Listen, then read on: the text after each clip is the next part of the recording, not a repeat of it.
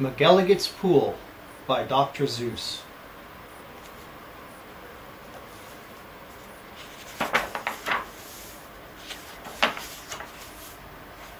Young man, laughed the farmer, you're sort of a fool. You'll never catch fish in McElligots Pool. The pool is too small, and, you might as well know it, when people have junk, here's the place that they throw it. You might catch a boot, or you might catch a can, you might catch a bottle, but listen, young man. If you sat 50 years with your worms and your wishes, you'd grow a long beard long before you'd catch fishes.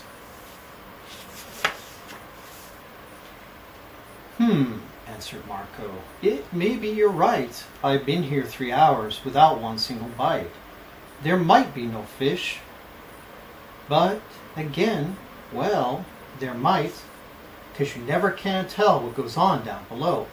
This pool might be bigger than you or I know.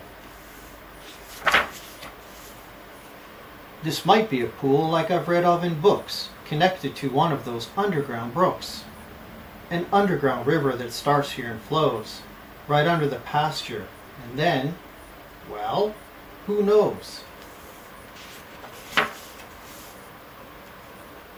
You might go along down where no one can see, right under State Highway 203, right under the wagons, right under the toes of Mrs. Ambrosio, who's hanging out clothes. It might keep on flowing, perhaps, who can tell? Right under the people in Sneeden's hotel, right under the grass where they're playing croquet, then under the mountains and far, far away.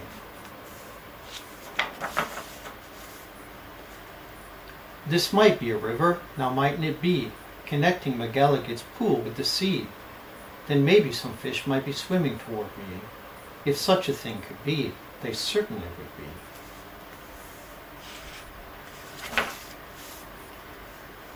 Some very smart fellow might point out the way to the place where I'm fishing, and that's why I say, if I wait long enough, if I'm patient and cool, who knows what I'll catch in McElligots Pool? I might catch a thin fish, I might catch a stout fish, I might catch a short or a long, long drawn out fish. Any kind, any shape, any color or size. I might catch some fish that would open your eyes. I won't be surprised if a dogfish appears, complete with a collar and long floppy ears, woofing along, and perhaps you might chase a whole lot of catfish right straight to this place. I might catch a fish with a pinwheel-like tail, I might catch a fish who has fins like a sail. I might catch some young fish, some high-jumping friskers. I might catch an old one with long flowing whiskers.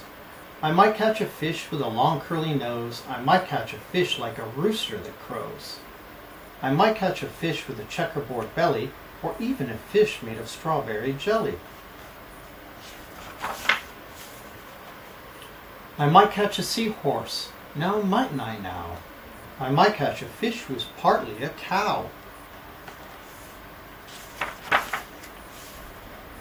Some fish from the tropics, all sunburned and hot, might decide to swim up. Well, they might they not? Racing up north for a chance to get cool, full steam ahead for McElligots Pool.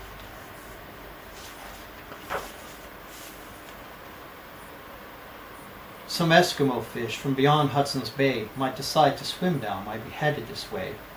It's a pretty long trip, but they might and they may. I might catch an eel. Well, I might. It depends. A long twisting eel with a lot of strange bends. And, oddly enough, with a head on both ends. But one doesn't catch this kind of fish as a rule. But the chances are fine in McElligots Pool. I might catch a fish with a terrible grouch. Or an Australian fish with a kangaroo's pouch. Who wants to catch small ones like mackerel or trout? Say, I'll catch a soft fish with such a long snout that he needs an assistant to help him about. If I wait long enough, if I'm patient and cool, who knows what I'll catch in McElligots Pool?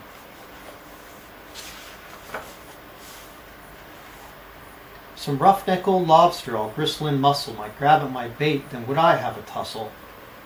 To land one so tough might take 2 or 3 hours, but the next might be easy.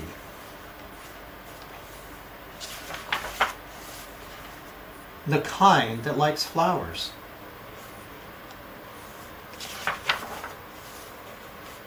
I might catch some sort of fast-moving bloke who slips through the waves with an overarm stroke. I might and I may, and that's really no joke. A fish even faster, a fish if you please, who slides down the sides of strange islands on skis.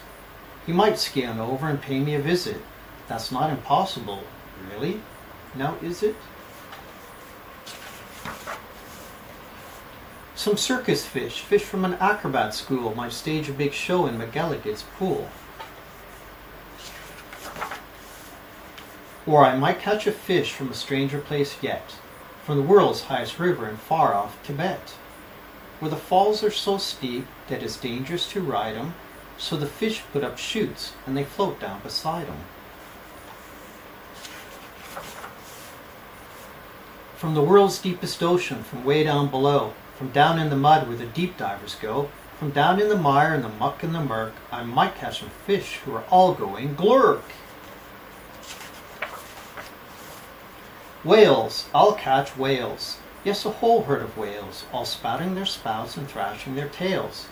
I'll catch 50 whales, then I'll stop for the day, 'cause there's nothing that's bigger than whales, so they say. Still, of course, it might be that there is something bigger, some sort of a kind of a thingamajigger, a fish that's so big, if you know what I mean, that he makes a whale look like a tiny sardine. Oh, the sea is so full of a number of fish, if a fellow is patient he might get his wish. And that's why I think that I'm not such a fool when I sit here and fish in McElligots Pool.